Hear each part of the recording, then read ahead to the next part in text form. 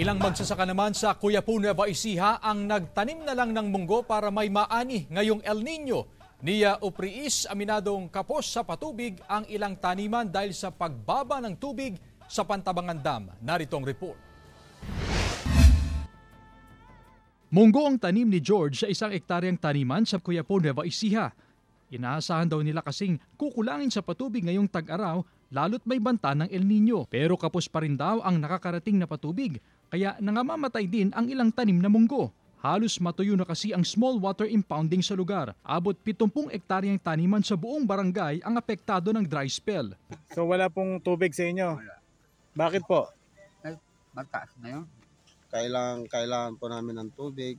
Sana po matulungan niyo po ang barangay Kaitan Sur, saka dito po sa bayan ng Cuyapu. Ayon sa National Irrigation Administration Upper Pampanga River Integrated Irrigation System, sa mahigit 147,000 hectares na kanilang pinapatubigan, sakop ang Nueva Ecija, Bulacan, Pampanga at Tarlac, 13,000 hectares dito ang walang patubig.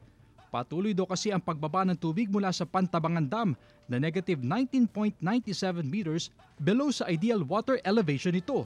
Pero paliwanag ng Nia Upriis, bumaba pa raw ang mga taniman na hindi napapatubigan dahil sa kanilang ginagawang intervention. Hindi namin inaasahan na ganyan kataas ang mapapatubigan dahil nga sa mga interventions yung meron kaming patalastas, dapat lahat ng mga farmers natin aware kung paano ang gagawin, kung paano ang strategy na gagawin nila. Samantala, pinag-aaralan daw ng Nia Upriis kung paano matutulungan ang mga upland farm gaya ng Cuyapu na hindi pa kasama sa mga napapatubigan. Mula sa GMA Regional TV 1 North Central Luzon, Chris Zuniga nagbabalita para sa GMA Integrated News.